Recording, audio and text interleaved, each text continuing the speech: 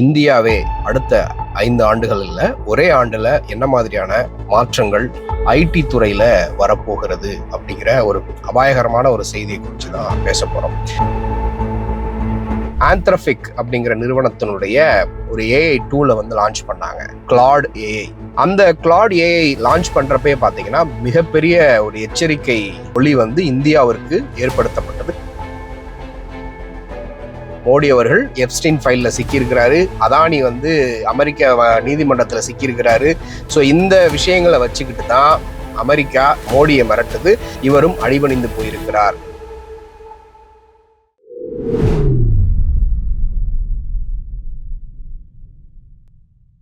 கோபாசை நண்பர்களுக்கு வணக்கம். வீடியோக்குள்ள போறதுக்கு முன்னாடி சேனலை மறக்காம சப்ஸ்கிரைப் பண்ணிருங்க. இந்த வீடியோவை லைக் பண்ணிட்டு உங்கள் கருத்துக்களை மறக்காம கமெண்ட் செக்ஷன்ல பதிவிட்டுருங்க. இன்றைக்கு மிக முக்கியமான ஒரு காரியத்தை குறித்து பேச போறோம். இந்தியாவே அடுத்த 5 ஆண்டுகளில் ஒரே ஆண்டுல என்ன மாதிரியான மாற்றங்கள் ஐடி துறையில வரப்போகிறது அப்படிங்கிற ஒரு அபாயகரமான ஒரு செய்தியை குறித்து தான் பேச போறோம். ராகுல் காந்தி அவர்கள் தொடர்ந்து இந்த காரியத்தை குறித்து வலியுறுத்திக்கிட்டு வராரு. ஆனா ஆட்சி செய்து கொண்டிருக்கிற மோடி அரசாங்கம் இதை குறித்து ஒரு பெரிய இம்பார்ட்டன்ஸ் கொடுக்குற மாதிரி தெரியல. நேற்றைய தினத்துல பாத்தீங்கன்னா ஒரே நாள்ல என்எஸ்சி பிஎஸ்சி சேர்ந்து 84,000 கோடி ரூபாய் வெறும் 5 நிறுவனங்களுடைய ஸ்டாக் மட்டும் காணாமல் போயிருக்கிறதுனா வெளிநாட்டு முதலீட்டாளர்கள் அந்த நிறுவனத்தில் முதலீடு செய்திருந்த பணத்தை திருப்பி எடுத்திருக்கிறாங்க. அவர்களுடைய ஸ்டாக்ஸ் எல்லாம் வித்துட்டு எஸ்கேப் ஆயிருக்கிறாங்க. இது ஏன் அப்படின்னு பாத்தீங்கன்னா கடந்த 3 மாதத்திற்கு மேலாக இந்த ட்ரெண்ட் தொடர்ந்து நடந்து கொண்டிருக்கிறது. இந்திய நிறுவனங்கள் மீது நம்பிக்கை வைத்திருந்த வெளிநாட்டு நிறுவனங்கள் இப்பொழுது புல் பேக் பண்றாங்க. அவர்களுடைய முதலீடுகள் எல்லாத்தையும் கொஞ்சம் கொஞ்சமாக வித்துக்கிட்டு வெளிநாடுகளுக்கு செல்றாங்க, வெளிநாட்டு நிறுவனங்கள் மீது முதலீடு பண்றாங்க அப்படிங்கிற ஒரு ட்ரெண்ட் மிகப்பெரிய அபாயகரமான ட்ரெண்டாக பார்க்கப்படுகிறது. குறிப்பாக இந்த ஆர்டிஃபிஷியல் இன்டெலிஜென்ஸ் ஏஐ இந்த தொழில்நுட்பத்தினுடைய வளர்ச்சி மிக அபரிவிதமாக நாளுக்கு நாள் உருவாகிக்கிட்டு வருகிறது. சமீபத்துல ஒரு 3 வாரங்களுக்கு முன்பு பாத்தீங்கன்னா ஆந்த்ரபிக் அப்படிங்கிற நிறுவனத்தினுடைய ஒரு ஏஐ டூலை லான்ச் பண்ணாங்க, கிளாட் ஏஐ. அந்த கிளாட் ஏஐ லான்ச் பண்றப்பே பாத்தீங்கன்னா மிகப்பெரிய ஒரு எச்சரிக்கை ஒளி இந்தியாவிற்கு ஏற்படுத்தப்பட்டது. காரணம், அந்த ஆந்த்ரபிக் ஏஐ அப்படிங்கிறது அவர்கள் லான்ச் பண்ண அந்த எல்எல்எம் டூலுக்கு அடுத்து அவர்கள் இன்னொரு டூலையும் லான்ச் பண்றாங்க. அதுதான் கிளாட் கோவொர்க். இந்த கிளாட் கோவொர்க் லான்ச் பண்ணதுல இருந்தே உலகம் முழுக்க, அதுவும் குறிப்பா இந்திய சந்தையில மிகப்பெரிய அதிர்ச்சி ஏற்பட்டது. காரணம் என்னன்னா இந்த out sourcing, software out sourcing, information technology out sourcing, coding, அப்புறம் பிபிஓ, இந்த செக்டார்ல அதிகப்படியாக அமெரிக்கா இந்தியாவை தான் நம்பி இருக்கிறது. காரணம், இந்திய மென்பொறியாளர்களும் இந்தியாவில் இருக்கக்கூடிய டெக்னீஷியன்ஸ் தான் அதிகபட்சமாக இந்த tech support, BPO services, coding engineers, இவங்க எல்லாம் அமெரிக்க நிறுவனங்கள் இந்தியர்களை தான் எம்ப்ளாய் பண்ணி வச்சிருக்கிறாங்க. நேற்று ஒரே நாள்ல 84,000 கோடி வெறும் 5 நிறுவனம், HCL, TCS, Infosys, Wipro, Mahindra tech Mahindra, இந்த 5 நிறுவனங்கள்கிட்ட இருந்து மட்டும் 84,000 கோடி முதலீட்டாளர்கள் புல்பேக் பண்ணியிருக்கிறாங்க. எதனுடைய எதிரொலியாக அப்படின்னு பார்த்தீங்கன்னா இந்த கிளாட் கோவொர்க் அப்படிங்கிற அந்த ஆப் லான்ச் பண்ணது, அதனுடைய விளைவாக இது நடந்திருக்கிறது. எதனால அப்படின்னு பார்த்தீங்கன்னா இந்த கிளாட் கோவொர்க் அப்படிங்கிற ஏஐ டூல் சாதாரண இந்த ஒயிட் காலர் ஜாப்ல மிட் லெவல்ல இருந்து கொஞ்சம் ஹை லெவல் வரைக்கும் இருக்கக்கூடியவங்க, லோ லெவல்ல இருக்கக்கூடியவர்களுடைய வேலைகள் எல்லாமே இந்த ஏஐ டூலே பண்ணிரும். இதற்கு ஒரு 25,000 ரூபாய் இல்ல 1,00,000 ரூபாய் சம்பளம் கொடுத்து ஒரு ஆளை வேலைக்கு வைக்க வேண்டிய கட்டாயம் இல்லை. ஏன்னா அவர்கள் செய்யறதை விட ரொம்ப சிரத்தையாக இந்த டூல் செஞ்சு முடிச்சிரும் அப்படின்னு சொல்லப்படுது. குறிப்பாக இந்த டெக் சப்போர்ட் பண்றாங்க. ஒரு ப்ராப்ளம், இப்போ அமெரிக்க சாஃப்ட்வேர் நிறுவனங்கள் இருக்கும், அந்த நிறுவனங்கள் அமெரிக்காவில் கம்பெனி வச்சிருப்பாங்க. அந்த ப்ராஜெக்ட்ஸை இந்தியாவுக்குள்ள உள்ள நிறுவனங்கள் கிட்ட அவுட் சோர்ஸ் பண்ணியிருப்பாங்க. இல்லை டிசிஎஸ்ஏ பார்த்தீங்கன்னா அமெரிக்காவில் கிளை இருக்கும், இந்திய டிசிஎஸோட ஒப்பந்தம் போட்டு இங்க இருக்கக்கூடிய டீம் 24/7 ஷிஃப்ட் போட்டு அவர்கள் பிபிஓ சர்வீசஸ் மூலமாக சப்போர்ட் பண்ணிட்டு இருப்பாங்க. இப்போ இங்க கொடுக்கக்கூடிய இந்த கோட் டீபக் பண்ணக்கூடிய வேலைகளா இருக்கட்டும், கோட் எழுதக்கூடிய வேலைகளாக இருக்கட்டும், டெக்குக்கு சப்போர்ட் பண்ணக்கூடிய வேலைகளாக இருக்கட்டும், இல்ல ட்ரபிள் ஷூட் பண்ணக்கூடிய வேலைகளாக இருக்கட்டும், இதே பிபிஓ சர்வீசஸ்ல பண்ணீங்கன்னா நிறைய செக்மெண்ட்ஸ் இருக்கு. அந்த வேலைகள் எல்லாத்தையும் ஆட்டோமேஷன் பண்ணி இந்த ஏஐ டூலே பண்ணிரும். ஏஜென்டிக் ஏஐ கோவொர்க் அப்படிங்கக்கூடிய இந்த செட்டப்பே ரொம்ப சிறப்பாக செய்து முடிச்சிரும். இப்போ இப்படி செய்யறதுனால இந்த சர்வீசஸை முழுக்க முழுக்க மையமாக சோர்ஸாக வச்சு இயங்கக்கூடிய டிசிஎஸ், விப்ரோ, இன்ஃபோசிஸ், டெக் மஹிந்திரா, இந்த HCL போன்ற நிறுவனங்கள் எதிர்காலங்களில் மிகப்பெரிய அளவில் சேதாரங்களை சந்திக்கும். அதனுடைய வெளிப்பாடு தான் இந்த பங்குச்சந்தைகளில் அவர்களுடைய பங்குகள் குறைந்ததற்கு காரணம் அப்படின்ட்டு இன்னைக்கு சந்தையாளர்கள் அதை கணிக்கிறாங்க. இந்த ஆர்டிஃபிஷியல் இன்டெலிஜென்ஸுடைய வளர்ச்சி மிகப்பெரிய அளவில் அசுரத்தனமாக வளர்ந்துட்டு போகுதுன்னா பல லட்சம் இளைஞர்கள் இன்றைக்கு அவர்களுடைய வேலைகளை இழப்பாங்க.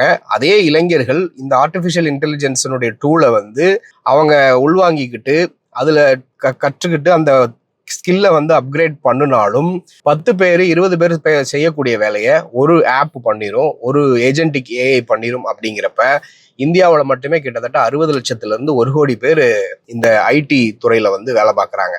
அதுவும் குறிப்பா இதுல மெஜாரிட்டி அமெரிக்க நிறுவனங்களை, அமெரிக்க கண்ட்ரியை தான் சார்ந்து இயங்கிக்கிட்டு இருக்கிறாங்க. இப்போ ட்ரம்ப் ஏற்கனவே 25% டேரிஃப் போடுறப்பையும் சரி, அதை 50% மாத்துறப்பையும் சரி, இந்த ஐடி செக்டார்லையும் நான் டேரிஃப் போடுவேன், அதுக்குள்ள நீங்க நான் சொல்ற டிக்டேஷனுக்கு வந்துருங்க அப்படின்னு மிரட்டினார். ஸோ ஐடி துறை மிகப்பெரிய அளவுல இந்தியா அமெரிக்காவை சார்ந்து இருக்கிறது. இன்னொரு வகையில பாக்குறப்ப அமெரிக்காவும் இந்தியாவை சார்ந்து இருக்கிறது அப்படிங்கிறதுல மாற்று கருத்தே இல்லை. ஸோ இன்றைக்கு டீப் சீக் ஏஐ அப்படின்னு சைனாக்காரன் ஒரு ஏஐ டூல் வச்சிருக்கிறான். இன்னும் பல்வேறு ஏஐ டூல்ல ஒர்க் அவுட் பண்ணிட்டு இருக்கிறானுங்க. LLM லாங்குவேஜ்ல அவனுங்க பயங்கரமா ஒர்க் பண்ணிட்டு இருக்கிறானுங்க. ஏன் கிளாட் ஏஐ டூலை கிட்டத்தட்ட 25,000 அக்கௌண்ட்டுக்கு மேல கிரியேட் பண்ணி கிளாடுல இருந்து டேட்டாவை ஆட்டைய போடுற அளவுக்கு டீப் சீக் ஏஐ எஃபிஷியண்டா இருக்கிறான். இது மாதிரி பல்வேறு தொழில்நுட்ப ஏரியாக்கள்லையும் மேனுஃபேக்சரிங் செக்டார்லையும் சைனாக்காரன் எங்கேயோ போய்கிட்டு இருக்கான், அமெரிக்கா எங்கேயோ போய்கிட்டு இருக்கிறது. இந்தியா என்ன பண்ணிட்டு இருக்கு அப்படின்னு பாத்தீங்கன்னா, ஏஐ இம்பாக்ட் சப்மிட்ல மோடிக்கு விளம்பரம் தேடிக்கிட்டு இருக்குது. அது மட்டும் இல்லாம ஏஐக்கு இவர்கள் என்ன மாதிரியான ஃபண்டு ஒதுக்கி இருக்கிறாங்க, உலகம் முழுக்க இருக்கக்கூடிய பெரும் நிறுவனங்கள், பெரிய பெரிய அரசாங்கங்கள் எல்லாம் இப்போ ஏஐ சார்ந்து அவங்க கொஞ்சம் கொஞ்சமா டிரான்சிஷன் ஆகிட்டு இருக்கிறாங்க. இப்போ அமெரிக்க நிறுவனங்களுக்கு இந்தியாவில் டேட்டா சென்டர் அமைப்பதற்கு இந்திய அரசாங்கம் 21 வருஷம் டாக்ஸ் ஃப்ரீ ஒப்பந்த ஒரு ஸ்கீமை நாடாளுமன்ற பட்ஜெட் கூட்டத்தொடரில் அனௌன்ஸ் பண்ணாங்க. இந்த டேட்டா சென்டர்கள் அமைக்கிறதுக்கு இந்திய நிறுவனங்களோடு வெளிநாட்டு நிறுவனங்கள் ஒப்பந்தம் பண்ணால் இந்த டாக்ஸ் ஃப்ரீ ஸ்கீம் வரும். ஆனால் இந்தியாவுக்குள்ள இடமும் மின்சாரமும் அந்த டேட்டா சென்டரை மெயின்டைன் பண்ணக்கூடிய தண்ணியும் இந்திய நாடு தான் கொடுக்கும். அதற்கு பதிலாக அதானியும் அம்பானியும் சம்பாதிப்பாங்களே தவிர சாதாரண சாமானிய மக்களுக்கு பெரிய அளவுக்கு லாபம் கிடைக்க போவது கிடையாது. இதே நேரத்தில் அமெரிக்காவிலையும் சரி, யூரோப்லையும் சரி, இந்த டேட்டா சென்டர், ஏஐ டேட்டா சென்டர்கள் இருக்கக்கூடிய பகுதிகளில் தண்ணீர் தட்டுப்பாடு ஏற்படுகிறது, மிகப்பெரிய பற்றாக்குறை ஏற்படுகிறது. ஏன்னா ஒரு நிமிட ஏஐ டேட்டா ஃபங்க்ஷன் ஆகுறதுக்கு எத்தனை லட்சம் லிட்டர்ஸ் தேவைப்படும். அவ்வளவு கன்சம்ஷன் அந்த டேட்டா சென்டரை மெயின்டைன் பண்றதுக்கு தேவைப்படும். இந்தியாவுக்குள்ள கொண்டு அந்த டேட்டா சென்டரை வைக்கிறாங்கன்னா 140 கோடி மக்கள் தொகை இருக்கக்கூடிய இந்த நாட்டுல எப்படி அவ்வளவு லட்சம் லிட்டர்ஸ் தண்ணீர் கிடைக்க போகுது? இது எத்தனை வருஷத்துக்கு இவங்க இதை சமாளிப்பாங்க? அப்படியே சமாளிச்சுட்டாங்கன்னா லாபத்தை எல்லாத்தையும் சுருட்டிக்கிட்டு வெளிநாட்டு நிறுவனங்கள் அவங்க நாட்டில் போய் செட்டில் ஆயிடுவாங்க. இந்திய நாட்டுக்கு என்ன கிடைக்கும்? இதுல மிகப்பெரிய ஒரு கேள்வியாக இருக்கிறது. ஸோ இந்த நிலை நீடிக்குது அப்படின்னா அடுத்த ஓரிரு ஆண்டுகள் இல்லை, இந்த ஆந்த்ரபிக் நிறுவனமே சொல்லுது, அடுத்த 1 வருஷத்துல அவங்க ஒரு ஜாபுக்கு ஒரு கால் ஃபார் பண்றாங்க. ஒரு பர்டிகுலர் ஸ்கில் இருக்கா, வேலைக்கு நாங்க எடுக்கிறோம், ஒரு வருஷத்துக்கு 5 கோடி 6 கோடி 10 கோடி நாங்கள் சம்பளம் தரோம், எங்களுக்கு சம்பளம் கொடுக்கறதுல பிரச்சனையே இல்லை, இந்த ஸ்கில்லை மட்டும் நீங்க கத்துக்கிட்டீங்கன்னா எங்க நிறுவனத்துல வேலைக்கு சேர்ந்துடலாம் அப்படின்னு அறிவிக்கிறாங்க. ஆனா அதுலயே ஒரு குறிப்பு எழுதியிருக்கிறாங்க, 1 வருஷத்துக்கு தான் இது, 1 வருஷத்துக்கு அப்புறம் இது இந்த நிலைமை எப்படி வேண்டுமானாலும் மாறலாம். ஏன்னா ஒரு மனுஷன் செய்யக்கூடிய வேலையை ப்ரீ ப்ரோக்ராம் பண்ணி அந்த ஏஐ செய்ய ஆரம்பிச்சிரும். அதனால நாங்கள் அதிகமான சம்பளம் தரோம், ஆனால் 1 வருஷத்துக்கு மேலே எதிர்பார்க்காதீங்க அப்படின்னு அந்த ஜாப் டிஸ்கிரிப்ஷன்லேயே கொடுத்துருக்குறாங்க. இந்த 1 வருஷத்திற்குள்ளாக எப்பேற்பட்ட மாற்றங்கள் ஏற்பட போகிறது அப்படிங்கிறத நினைச்சாலே அதை யூகிக்கவே முடியல. இந்த இடத்துல தான் ராகுல் காந்தி அவர்கள் மோடி அரசாங்கத்தை விமர்சனம் பண்றாரு. இந்த ஏஐ அப்படிங்கிறது ஃபங்க்ஷன் ஆகணும் அப்படின்னா அதற்கு டேட்டா இருக்கணும், அந்த டேட்டா இல்லாமல் ஏஐயால ஃபங்க்ஷன் பண்ண முடியாது. இந்தியா தான் ஒரு டேட்டா பேங்க்கு, 140 கோடி மக்கள் தொகை கொண்ட டேட்டா பேங்க்கு. இந்த டேட்டாவை யூஸ் பண்ணி தான் அந்த ஏஐ நிறுவனங்கள் அவங்களோட ஆப்ரேஷன்ஸே ஃபங்க்ஷன் பண்ண போகிறாங்க. அப்போனா இந்த டேட்டாவை பயன்படுத்துவதற்கு ஒரு சோர்ஸ் கோடை கிரியேட் பண்ணி அந்த சோர்ஸ் கோடோட ஓனர்ஷிப்பை இந்தியா வச்சுக்கணும். சைனாக்காரன் அதை வச்சிருக்கிறான். ஏன்னா சைனாக்காரன் அவன் நாட்டுக்குள்ளே ஃபேஸ்புக்கை விடுறது கிடையாது, இன்ஸ்டாகிராமை விடுறது கிடையாது, அமேசானை விடுறது கிடையாது, வாட்ஸ்அப்பை விடுறது கிடையாது. அவன் எல்லாத்துக்கும் அவனே தனித்தனியாக ஆள் வச்சிருக்கிறான். அவன் சொந்த ப்ராடக்டே வச்சிருக்கான். ஆனால் இந்தியாவில் கணக்கு எடுத்துக்கிட்டிங்கன்னா கூகுளில் இருந்து, வாட்ஸ்அப்ல இருந்து, Facebook, Instagram, YouTube, Amazon, Netflix, Amazon Prime, இப்படி எல்லா தரவுகளையும் 140 கோடி மக்கள்ல யாரெல்லாம் ஸ்மார்ட் போனு, ஐபோன் யூஸ் பண்றாங்களோ எல்லாருமே அவர்களுடைய தரவுகளை அமெரிக்க நிறுவனங்கள் கிட்ட அடகு வச்சிருக்கிறாங்க. இல்ல இவர்கள் அவர்கள்கிட்ட மாட்டிக்கிட்டு இருக்கிறாங்க அப்படிங்கிறத பாக்குறோம். ஸோ முழுக்க வெளிநாட்டு நிறுவனங்கள் கிட்ட தங்களுடைய தரவுகளை ஓப்பன் சோர்ஸா கொடுத்துட்டு இந்தியா கடைசியில கரும்பை பிழிஞ்சு சாரெல்லாம் எடுத்துட்டு சக்கையை நம்ம கிட்ட போடுற மாதிரி தான் போட போறாங்க. ஏன் மோடி அவர்கள் ஒரு டிக்டேட் பண்ண முடியல, அவரால் டேர்ம்ஸ் அண்ட் கண்டிஷன்ஸை இவர் செட் பண்ண முடியல, இந்திய நாட்டுக்கு லாபம் ஏற்படக்கூடிய வகையில் இவர்களால் செட் பண்ண முடியல. காரணம், மோடி அவர்கள் எப்ஸ்டீன் ஃபைலில் சிக்கியிருக்கிறாரு, அதானி அமெரிக்க நீதிமன்றத்தில் சிக்கியிருக்கிறாரு.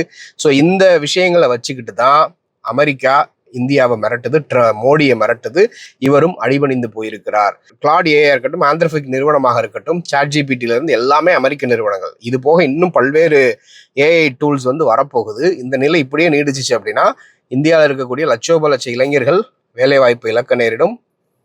இதுக்கு அடுத்து இது எங்க போய் நிற்கும்னா அக்ரிகல்ச்சர்ல போய் நிற்கும். அந்த அக்ரிகல்ச்சர்லையும் இந்திய அமெரிக்க வர்த்தக ஒப்பந்தம் என்ன டீல் போட்டிருக்கிறாங்க, இந்திய பொருட்களுக்கு 18%, அமெரிக்க பொருட்களுக்கு வரியே கிடையாது. இந்திய சந்தையில அமெரிக்க விவசாய பொருட்கள் நிரம்பி வழிய போகுது. இந்திய சந்தையில இருக்கக்கூடிய பொருட்கள்லாம் எங்க போக போகுது அப்படிங்கிறது தெரியல. தொடர்ந்து அதை பார்ப்போம். இதை குறித்து நீங்க என்ன நினைக்கிறீங்க அப்படிங்கிறத மறக்காம கமெண்ட்ல சொல்லுங்க. நன்றி.